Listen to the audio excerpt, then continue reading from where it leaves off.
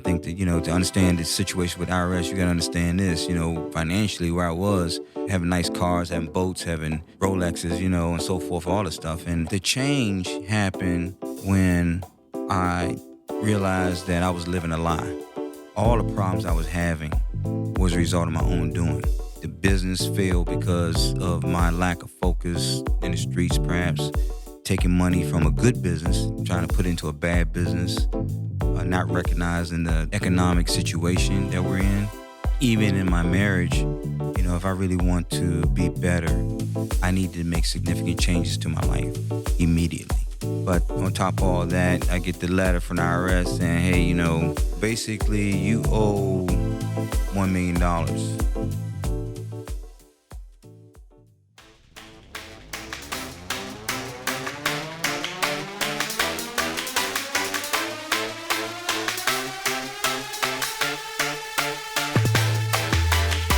From Two Comma Media, it's Give 'Em the Business, a show about Black entrepreneurs and business leaders sharing their stories of adversity and success. I'm Troy Evans, and on today's show, my guest is Miguel Wilson, founder of the Miguel Wilson Collection.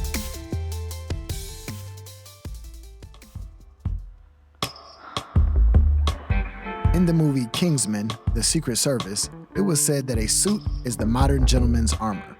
And if that's true, then there's no one better at preparing a man for battle, whether it's in the boardroom, at the altar, or on the red carpet, than Miguel Wilson.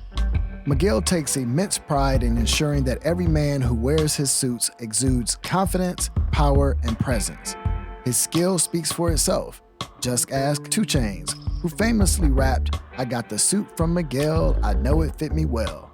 But while fashion was always destined to be a part of Miguel's life, it was another passion that may have ultimately saved it.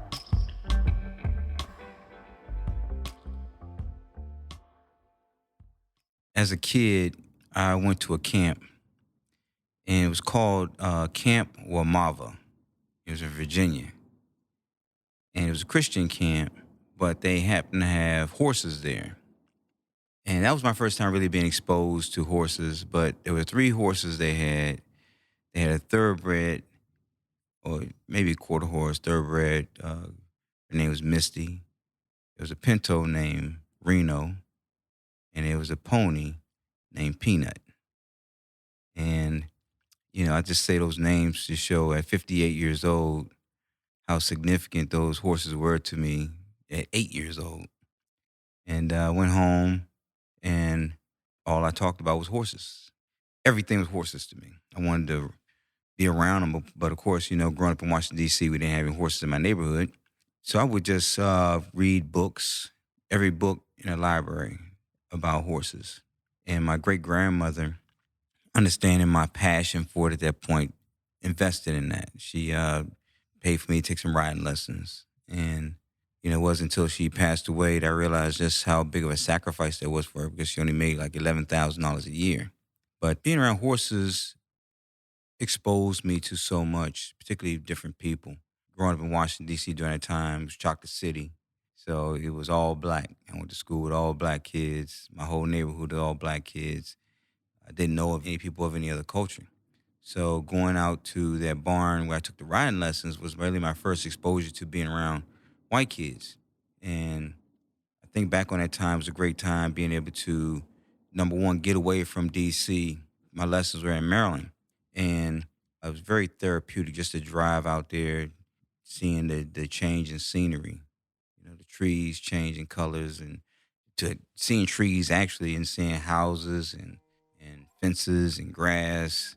I didn't realize my stress levels were leaving the further out to that barn I got. So it was amazing. What was it like growing up in D.C.? You had your experiences being able to get out of D.C. and into Maryland, but you've had maternal relationships with your great-grandmother, et cetera. What was it like growing up for you there, and what exposure did you have, if any, to the future businessman you would become?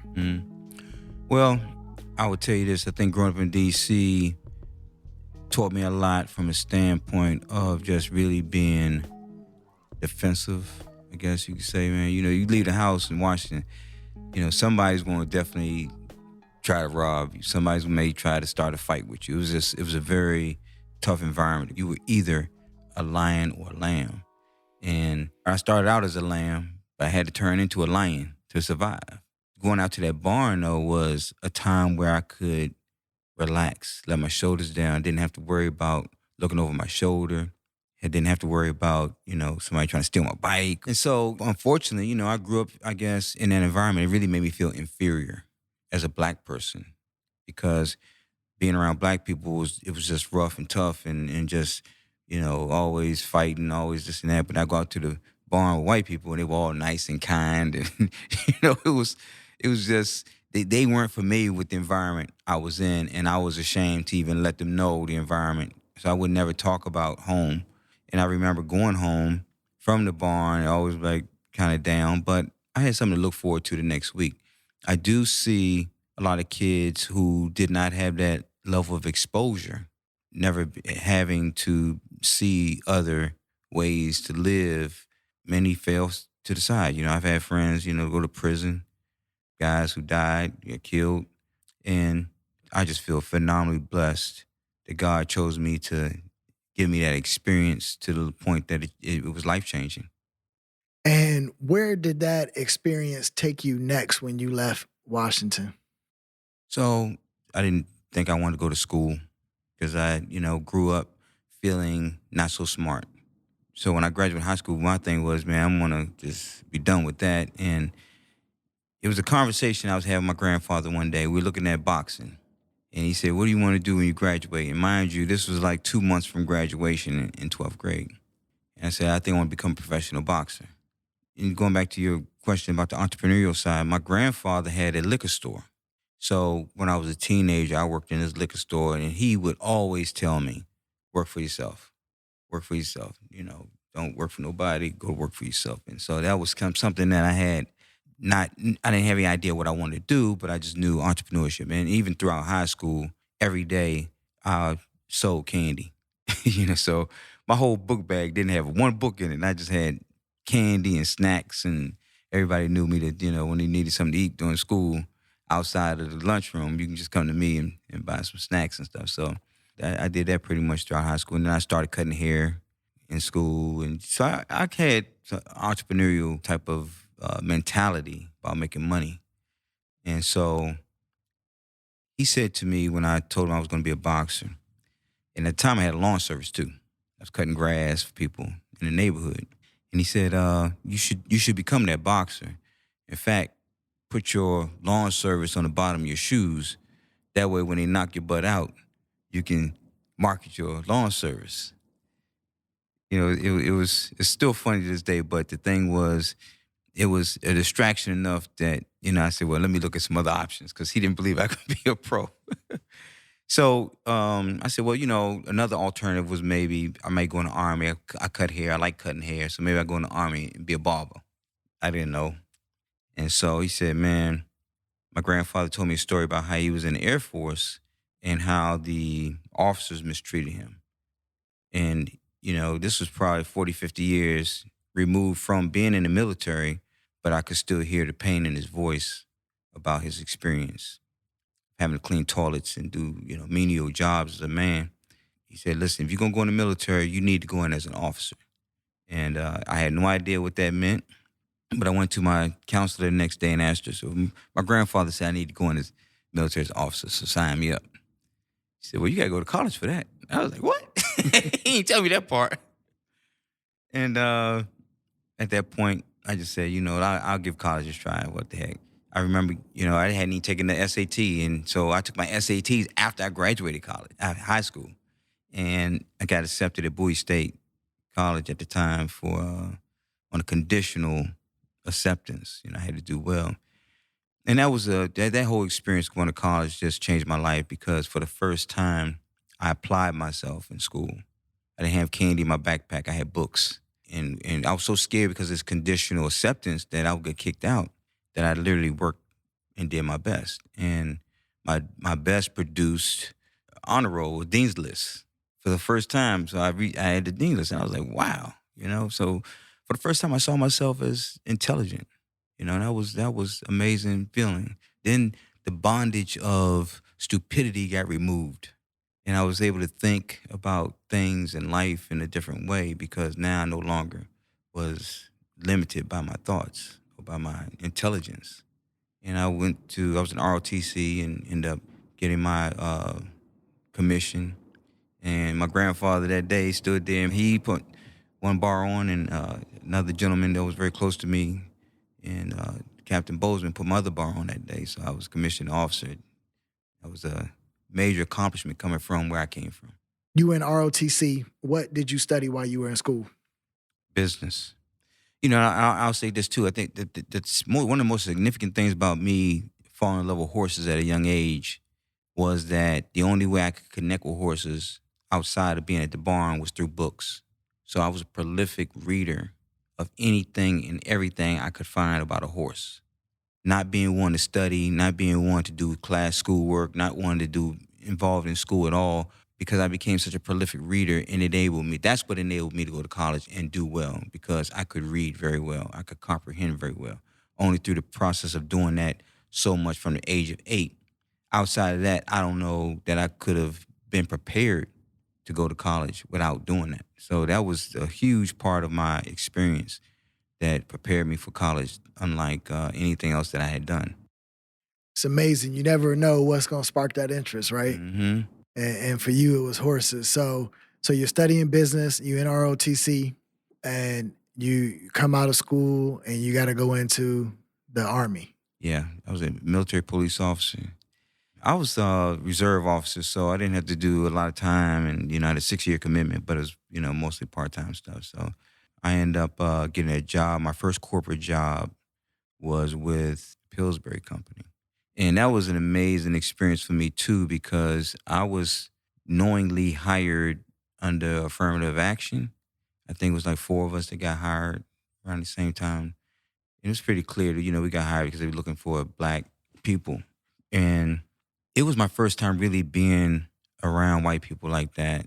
I went to college with Black schools. I went to Bowie State, went to Clark, Atlanta, where I graduated. But now was the first time I don't think anything really prepared me for corporate because, it's just a different environment. So being there, I got to see a lot of things in action and learn a lot about, how life works and really how things happen outside of academia. And so that was a great experience. But I worked for Pillsbury for 7 years. And then I took a chance on, it's crazy, I had a investment business. A guy, he played for the Harlem Globetrotters, and he exposed me to some investment trading stuff. Coming to find out, it was a Ponzi scheme. So that almost put me in jail. But I avoided that situation, and I had to get a job again. So I got a job with Marriott. Now, I started playing golf while I was with Pillsbury because, me trying to assimilate to what they did and how they do stuff, I saw that the white guys had better relationships with the managers and all, because they all played golf together. And honestly, the first time I went out with them was probably one of the most embarrassing days of my life because I couldn't hit that ball to save my life. And, they all standing around looking at you and they know that you can't play. And it was just an embarrassing situation. But I told myself, you know what, I'm going to figure this out because I just can't let them win. And so I took lessons. I invested in some lessons. I invested in some clubs, and then the passion for the game came. So I started playing golf. So when the investment thing fell apart, I was playing golf with a friend of mine, and he told me about the opportunity with Marriott. And I said, I want the job. So literally 2 days later, I had the job with Marriott, all from playing golf with my friend. Then about, they hired me in this new program they had. It was for, Marriott used to have it to where they had salespeople at each property. I got hired as the first hire that would be a salesperson covering the multiple brands. So I covered the whole area, and I had, Residence Inn, Fairfield Inn, Courtyard, Marriott property. So I had all these different brands I sold. And one of the things they needed me to do was sell weekend business, which is hard to do because, who are you selling to for weekends? Monday through Friday, they were at 100%. occupancy. Weekends, they drop down to like 2 to 5%. So nobody's in hotels on weekends. And I met this guy, a white guy. He's about 20 years older than me. And he had a putter in his office. I said, "You play golf?" He said, "Yeah." I said, "Man, let's go out and play some golf." And so we built a relationship just playing golf together. So one day he tells me, he said, I got a big event coming to town. I'm going to use your hotels. He booked all 7 of my hotels 100% for 2 weeks. That took me to number 1 in the country. Again, another experience from golf that elevated my situation. So I immediately went to my boss and told him that I was leaving, moving to Atlanta. At the time I was in Durham, North Carolina. And he said, "Well, you only been here, 6 months now, and you have to usually be in your job for at least, I think, 18 months to get a promotion, and particularly to get moved." I said, "Well, I quit then, because I'm moving to Atlanta." I guess the powers that be talked, I'm the number 1 salesman in the country, and they didn't want to lose me, so they not only moved me, but gave me a promotion. So I became a director of national accounts here in Atlanta. And I probably had 20-some hotels at that point and took on the luxury brand, which would have been Renaissance. So that was a good job, great experience, but I was here 6 months into that job, and I had a contract for at least 1 year because they paid for my move. They spent all this money. They said, "You got to stay with us at least a year." But after 6 months, I was just ready to go. I was ready to just do clothes full time. At this point, I had been doing clothes part-time for 7 years. So I went to my boss, said, "Listen, and I know in 6 months my contract will be up, and I just want to let you know now I will not be renewing. But I'm telling you now, just in case you want to use me in the next 6 months a different way." And so he said, "Well, don't say anything to anybody because they're going to be upset." And I said, "Well, I'm a man of integrity. I can't just lie to people." He said, "Well, let me tell him." And he came back on that Friday and said, they were all pleased with your work so far, and they made their money back. So they said, "Whenever you want to leave, you can leave." I quit that Monday. So it was Friday. I was out Monday. 2 weeks later, I was like, man, what did I do? Because I was starting missing my paycheck. Right. So yeah, I was full-time entrepreneur from that point forward. So I love that. A few parts of that story. First, that golf brought you, some opportunities. So now your passions of horses and golf have both brought you some serious opportunities in your life. 2, you recognize the value that you had to the company and used it in your bargaining chip to get moved to Atlanta. But also the fact that you were maintaining a corporate job while pursuing your passion on the side. So let's go back a little bit and talk about, when did the passion for fashion really develop within you, and how did you get started dabbling in it? Right. In high school, my father and my grandfather have always been like immaculate dressers, well known. Like my father's Dominican, 100% Dominican, but he's a really fly guy. If you met him, he's he's got swagger on 10,000. And my grandfather, same way. So they all both would have these suits made, and I loved wearing their clothes. I would get clothes from them. I remember my 21st birthday, my father had a suit I kind of jacked from him, a double-breasted silk sharkskin suit I wore to my 21st birthday with an ascot. I went to the club, man, and the boys in D.C. wasn't used to seeing guys that fly. So it was that experience with them. Going through high school, I always liked to dress nice. I wore sport coats. Throughout college, I wore suits, carried a briefcase. You got a backpack. I'm carrying a briefcase with a suit. I was a businessman. Even in high school, going to school, I had had my lawn service. I had a photography business. I'm the first person that I know personally that had a cell phone, a mobile phone. I got my first cell phone in 1986. I had it in my car. Only other people I knew that had a cell phone were drug dealers. And I wasn't a drug dealer. I had a legitimate business. But I had a passion for business. And, I read like the Wall Street Journal regularly, business pages of the Washington Post daily. And, I just immersed myself in business stuff. So I didn't know that I studied business, but my opportunity to be in the clothing business came probably my 4th year working for Pillsbury. I had a good friend of mine who he and I used to love shopping. I mean, we wore suits and real competitive. I got a suit nicer than your suit type of thing. And he ended up working for custom clothing and making suits. And at that point, I couldn't compete anymore because the suits he had was just, nothing in the store could compete with the stuff he was having made. So I ended up starting to have my suits made. I'm probably, 25, 26 years old, but I'm wearing custom made suits. I used to love having my name in it and nothing else would do. That's what I liked. And so he decided to leave that company and asked me to partner with him. So we started John Michael Menswear. So his name was John Gatlin. John, God rest his soul, passed away about 2 years ago. He taught me a lot about, fitting and measuring and fabrics and things. And that was the start I needed to help me, matriculate through and begin, the educational part of it is just continuous. You always learn. And so I've been constantly going to shows, meeting people, reading, learn as much as I can about fashion, even to this day. So that's never stopped. It's been 30 years now. So that's pretty much how I got my start in fashion. And if you're listening to the audio version of this podcast, Miguel is definitely the best dressed man I know. And so check out the video version so you can see how clean he is today. So you have the endeavor with your partner.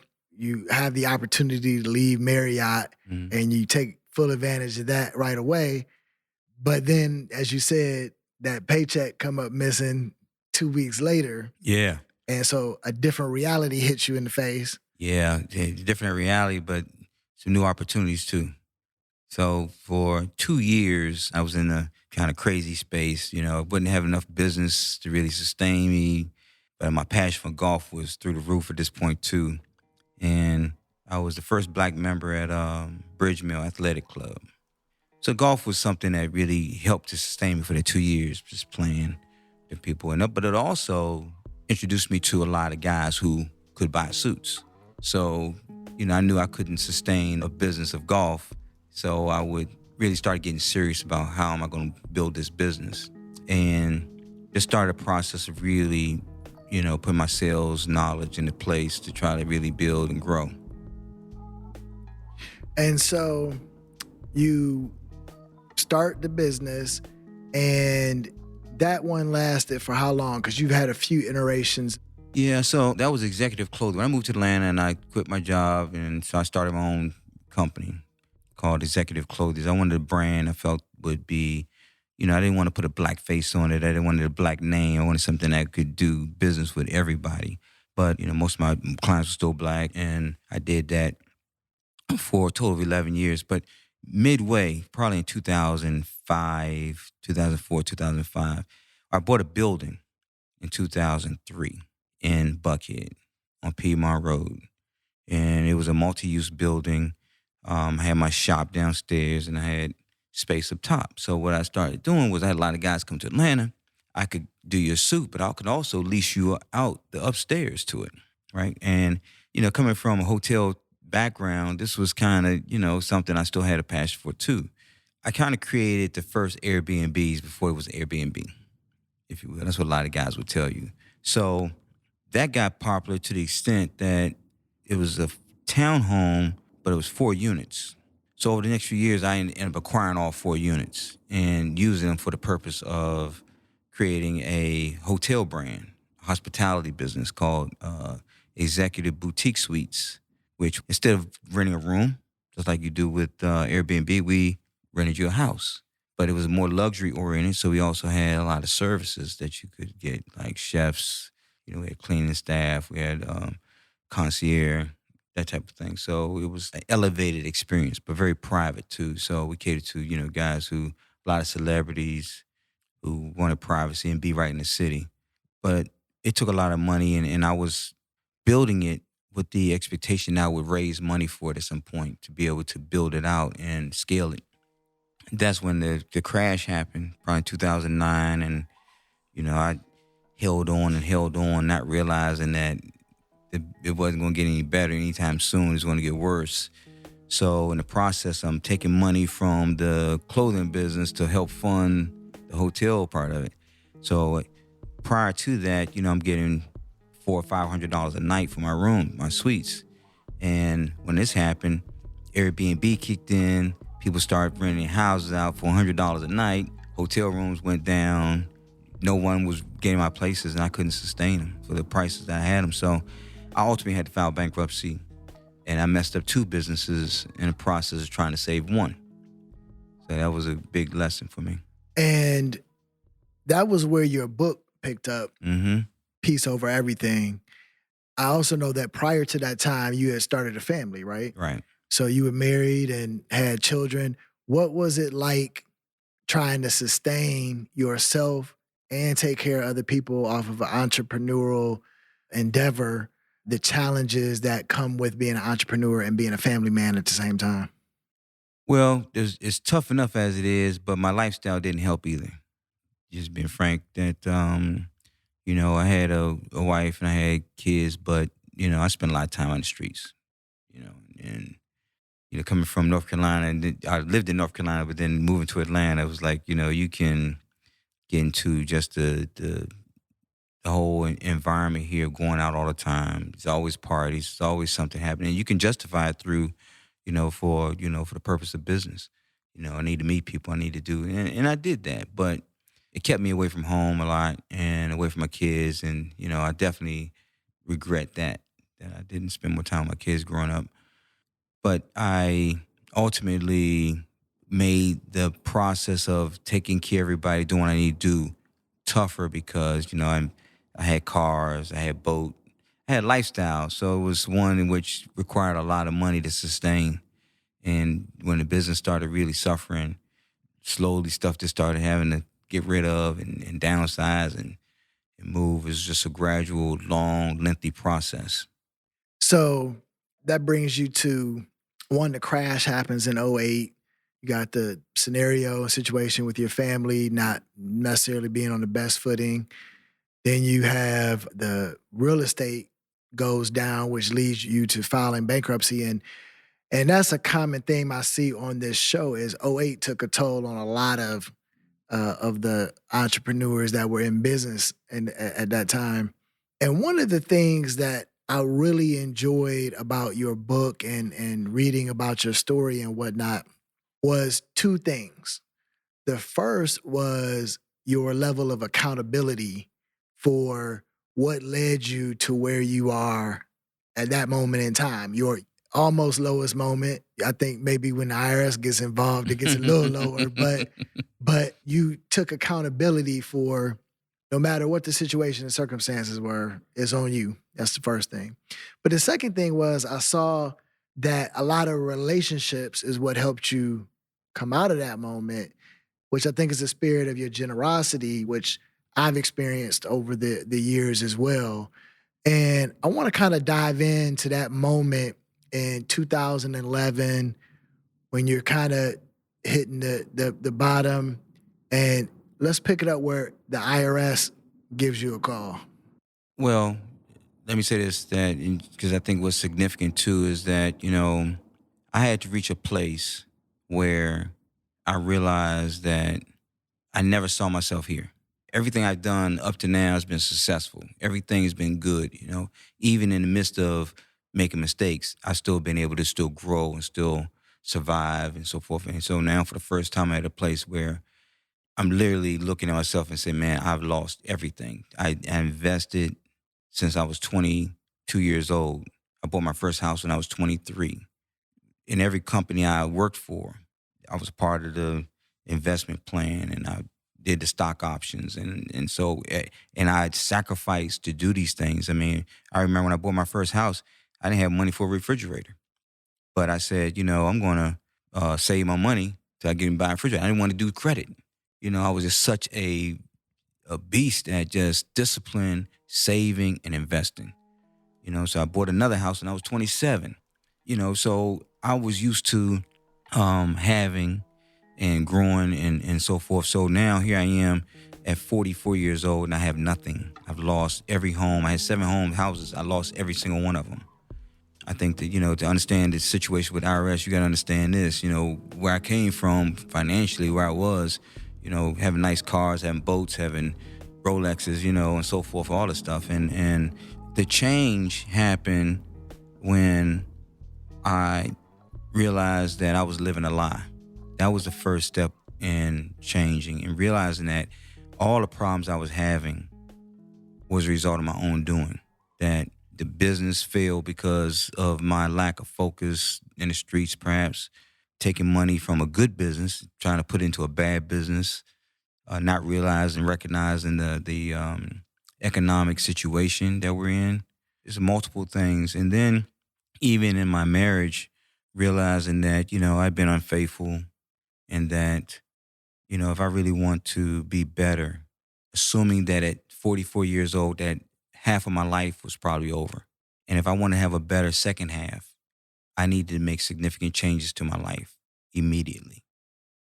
Okay. And so living in that lie of with my wife and kids and everything, it meant for me just to be honest and to accept my responsibilities at that point and just say, am I going to be a good husband?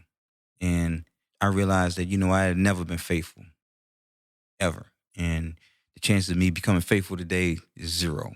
So let me just be honest with her about where I am and move forward. And so that's what I did. And, we ended up getting divorced. But I still took care of my kids, took care of her, throughout that process. And it was very tough for them, seeing me in a lot of negative ways. That was painful. But then on top of all that, I get the letter from the IRS saying, hey, 2009, you made $1 million and your taxes weren't right, whatever. So they audited me. But prior to them auditing me, all my records got destroyed in a flood. In one of my houses that I had them in a garage, and then the garage got flooded. My office got flooded, and everything was just gone. So when they came, I didn't have any records. So, I got bank statements, I have email stuff, but, back then I didn't really have stuff documented like that. So they said, basically you owe $1 million because 1, you made $1 million, but you have no write-offs. So basically that $1 million is all income to you. So that's $300-something thousand, 33%, whatever it was. And then on top of that, you had penalties and interest and all that stuff, man. By the end of it all, I owed $1 million. So that was very deflating because it robbed me of a lot of hope. Before that, I was, still hopeful that I have a bright future. I can, work my way out of this. But now you're telling me that, you're going to take my next $1 million on top of, I never be able to recover from this. I can't catch up with the rate of penalties and interest and all that type of stuff. So it was disturbing. So I take away that the IRS should wear a ski mask when they reach out because they definitely coming in robbing. Is organized crime. Right. Period. Brother. When they come, you want them. You rather the mafia come than they come. Right. They ain't playing, and they got access to everything, and they can rob you of your future. That was a painful process to go through. After the break, will Miguel be able to pay the IRS back and climb out of the hole he dug? I'm Troy Evans, and you're listening to Give 'Em the Business.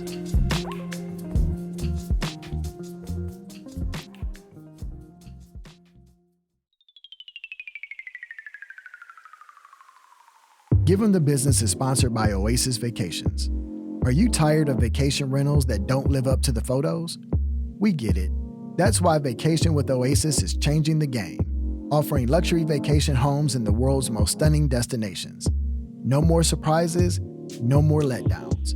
Just high-end, beautifully curated stays designed for comfort and unforgettable experiences. Whether it's Dubai, Costa Rica, Hawaii, or beyond, Oasis delivers next-level hospitality, premium amenities, and a seamless booking experience. Visit vacationwithoasis.com and upgrade your next getaway.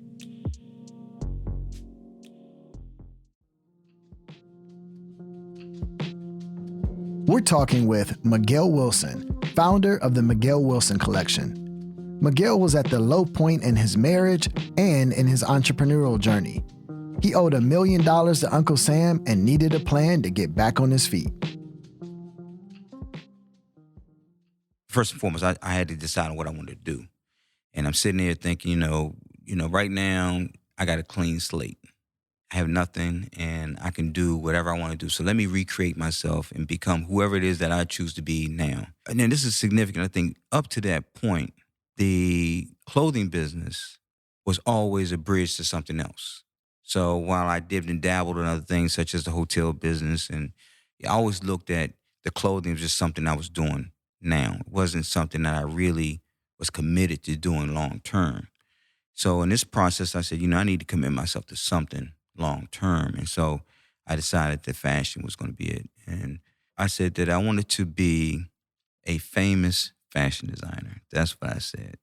And I looked at, people like Ralph Lauren and Tom Ford and, how did these guys elevate to that level? And the common narrative between them was that they kind of all entered into fashion in a space in which they owned. Ralph Lauren took off significantly from the polo shirt, right? I don't know that anybody really heard of Ralph Lauren before he came out with the polo, the little horse on there. That's what put him on the map. Calvin Klein with the jeans. So I said, I need to identify a space in fashion that I can make a name in.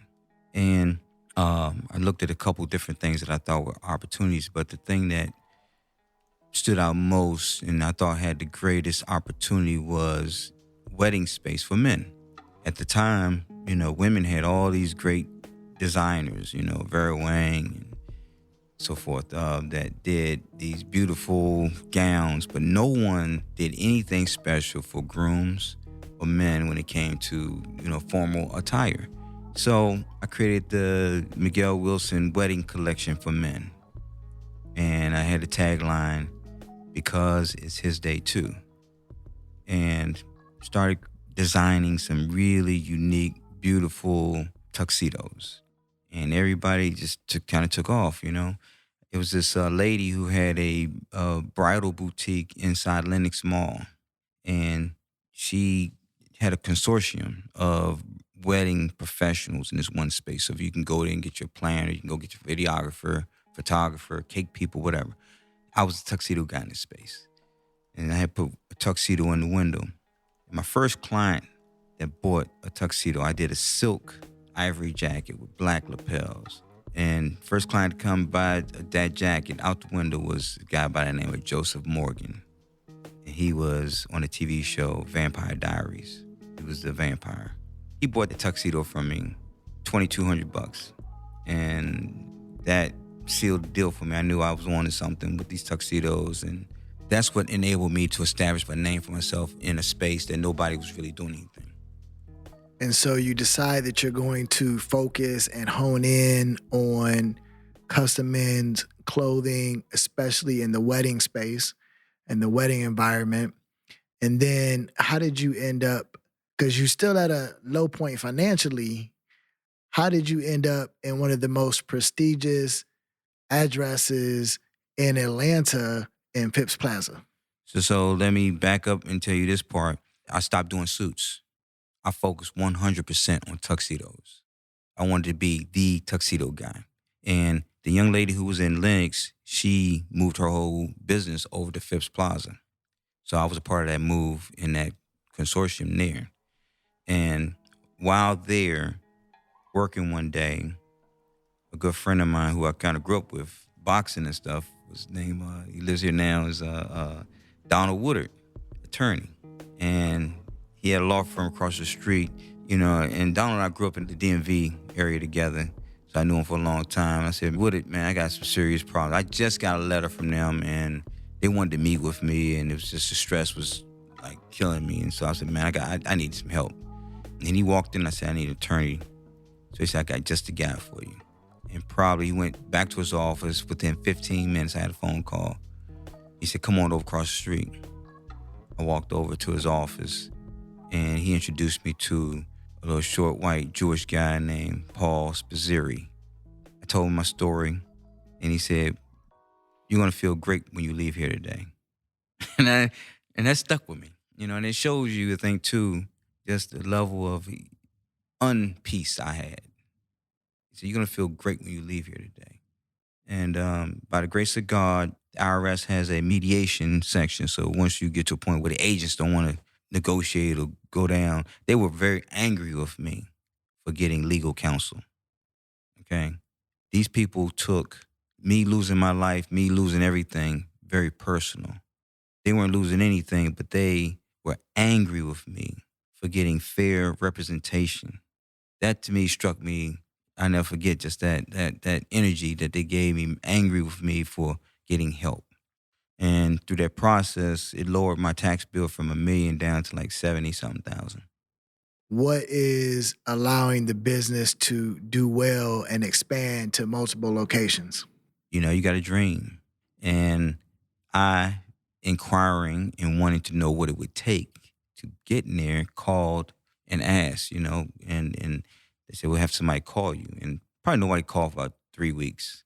And I never forget, I was home at the time and somebody called me and said, you inquired about, getting in the mall. And I have a space here that I'd like to talk to you about, da da da. And she called me over, and I remember calling my father and saying, man, I want you to come to this meeting with me. So we go over to the office for Phipps's in Lenox. So I went to the office there, sat down, and she's like, well, I got this small space. There's no AC or heat. There's no bathroom. And it's like 600 square feet. And I'll do it for you for $2,000. I'm like, okay. Now, I'm paying a significant amount to be in the other space. And so this was like, okay, I was surprised that 2,000 was the number. I said, sure, I'll take it. She put a contract in front of me. She said, sign here. Now I'm going there thinking we're going to talk about, and I'm learning about what it would take to be in here. And I left that meeting with keys. And I attribute that 1,000% to the changes I made in my life and trying to be right and trying to do good and trying to be honest and praying and asking God for forgiveness for my past sins and all the stuff. And I just think that led me to this day of getting something outside of the normal expectations, okay? Because when you're getting real estate of this magnitude, usually they want to see financials. Usually they want deposits. Usually they want a whole lot of stuff. They want to see your credit. Had she asked me for any of that, I would have immediately failed. And when I left, I'm thinking, man, she just made a mistake. I got a feeling she's going to call me back and say, oh, yeah, by the way, I forgot to get your bank statement. So I forgot to get your credit. Never called back.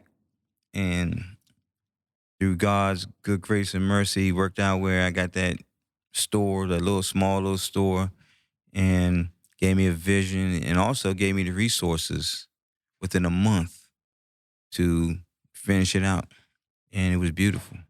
I remember my father saying to me, man, you need to put some suits in the window. Because, people need to know you can be selling more clothes. Everybody don't want a tuxedo. Everybody's not getting married. And I remember God just told me, don't move. Keep those tuxedos in the windows. And what ultimately happened was that all of the places that sold suits in Phipps Plaza, you have Saks, you have Gucci, you have Nordstrom's, you have Tom Ford, it's just a bunch of suit places, Boss, Hugo Boss. All those guys, when somebody came in and said, I want a tuxedo, they all sent them to me. This is critical for me, is that the timing. When I did the executive boutique suites, the timing was bad. It was a great concept, great idea, would have blown up most any other time. But the timing was bad with the real estate market declining like it did and having to crash.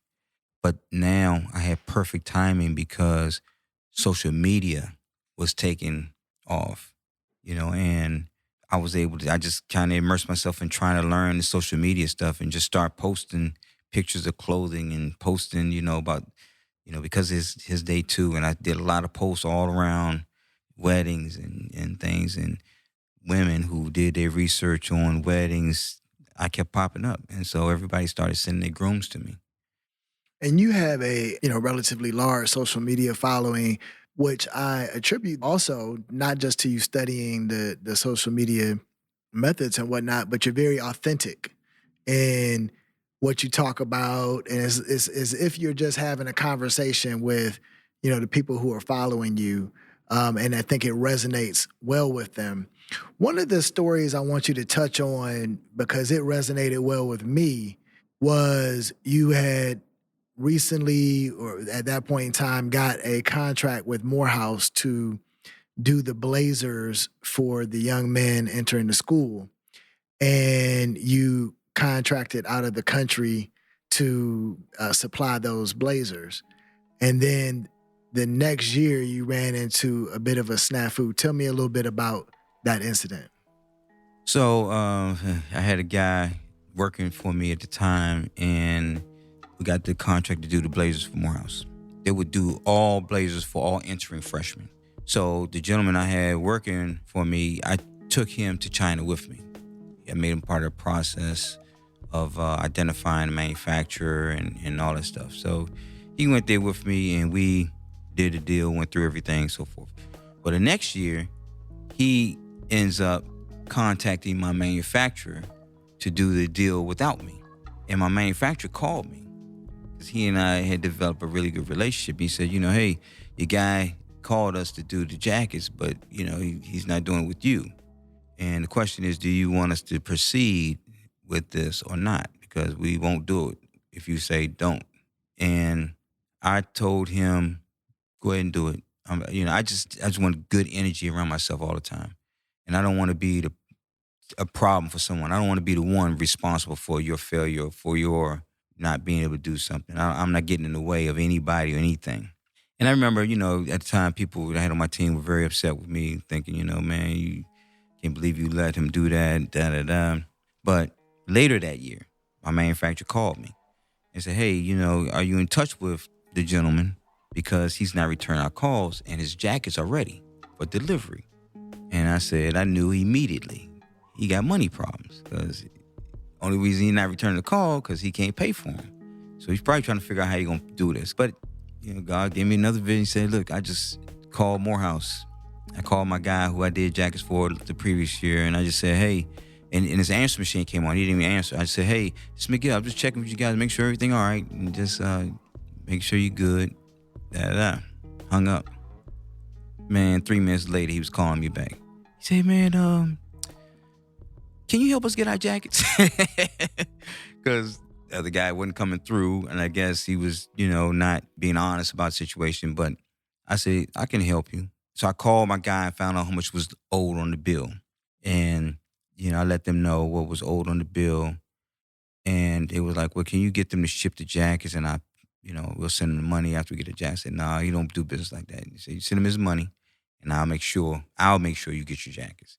So the following year, they did a 3-year contract, and they gave it to me to do the jackets from that point forward.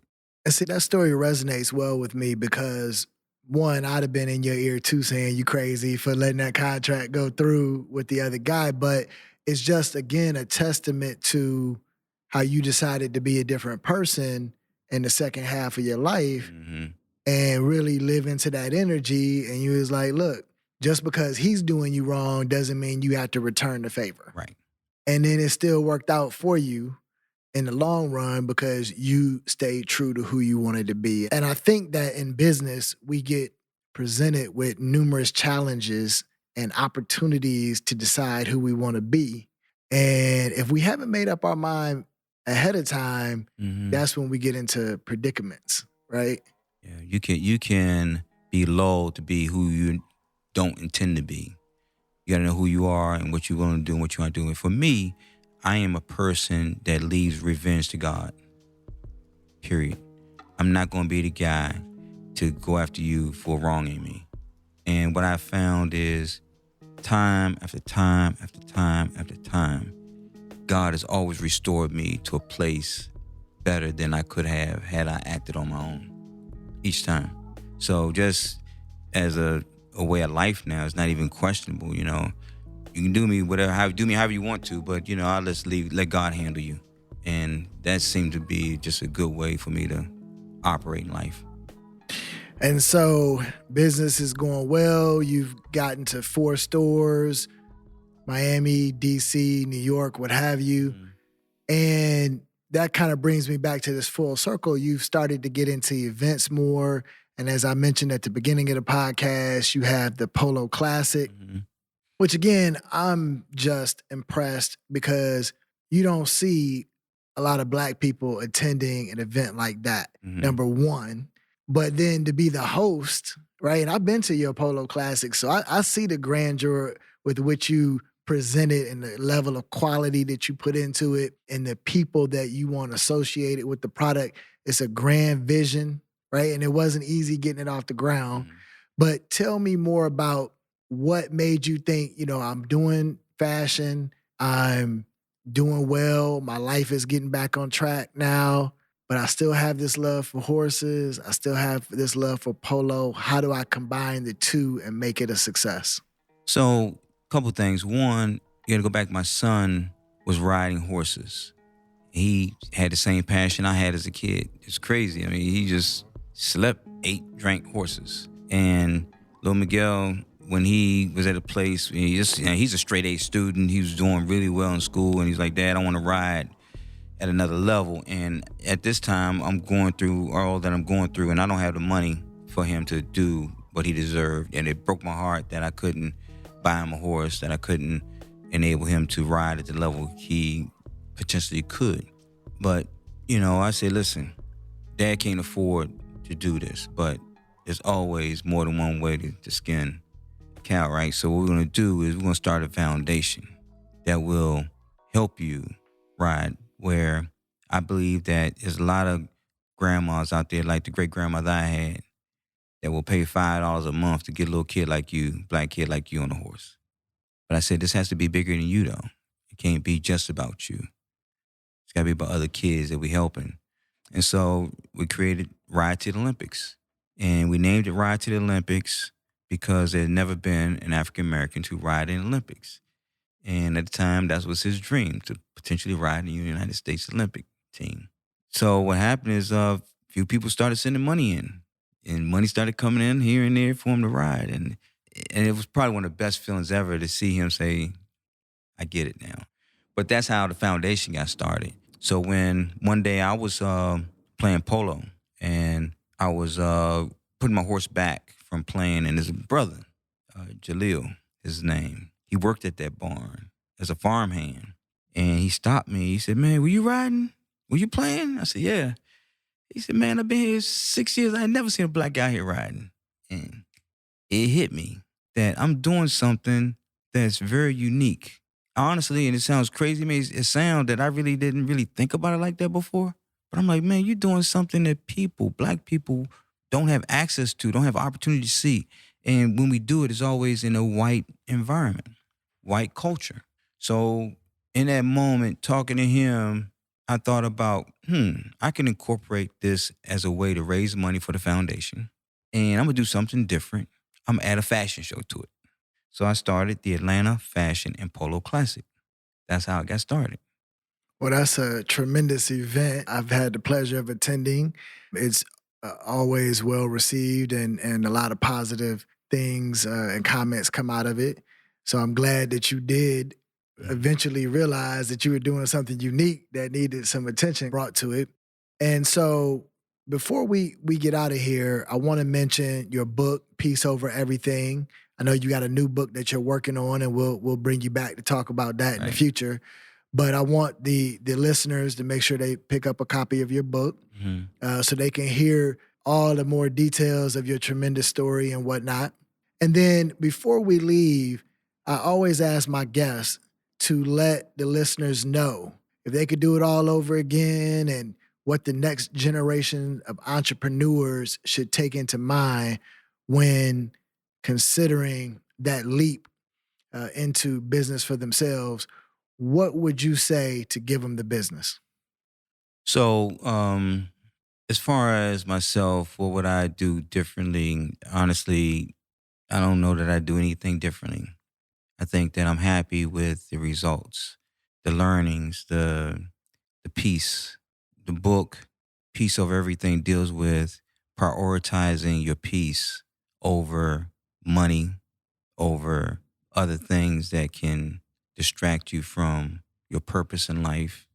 sometimes we make decisions that have long-term effects. So you want to make sure that those decisions you make don't rob you of your ability to sleep at night or your ability to, relax and not worry. I always do it in reference to kids. I talk to high school kids a lot, and I say, listen, if you all having sex and you have sex unprotected, you just gave away your peace, okay? Because now you got to be worried about whether you caught something. You have to be worried about whether you got her pregnant. For the next however much time it takes, you just lost all your peace, your ability to relax. So I put it in that frame because I think most of us can relate to that. But at the end of the day, as an adult, it gets much more deeper and a lot more problems we could create for ourselves. A friend of mine told me a long time ago, Orlando Lynch from Atlanta Peach Movers. He told me a long time ago, he said, Miguel, 90% of the problems we have are the problems we create ourselves. Those problems are the ones that rob us of our peace. The problems we don't control, you can't control it, so why worry about it? But when you create it yourself, that's when it's problematic, most problematic.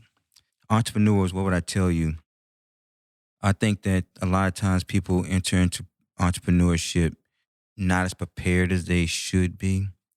And one of the areas I think that, people see ideas. They say, I want to do this or do that. But very few people come up with concepts and ideas that separate them and differentiate them from the competition. Enter into a business with the mindset that I want to do it in a way that will resonate with people differently than the way everybody else does it. That was key to my success in being able to survive even to this day in a mall where there's Versace, there's Gucci, there's Tom Ford, there's Hermes, there's Dior, all these brands selling things. I'm on the second floor. People have to walk past these places, and my product isn't cheap either. So why are you going to come to me? Because I'm doing something unique, different, and special, right? So you have to be able to separate yourself in business through your product and definitely through your service. That's Miguel Wilson, founder of the Miguel Wilson Collection. If you want to hear more about his story, make sure to read his book, Peace Over Everything. If you want to learn more about Black entrepreneurs and business leaders who have made an impact, make sure to subscribe to this podcast and follow us on our YouTube channel at Give 'Em the Business. Also, make sure to follow us on social media at Give 'Em the Business Podcast. And if you want to send me a message, you can find me at I am Troy D. Evans. Give 'Em the Business is produced by Two Common Media. Thanks for listening, and remember to Troy harder.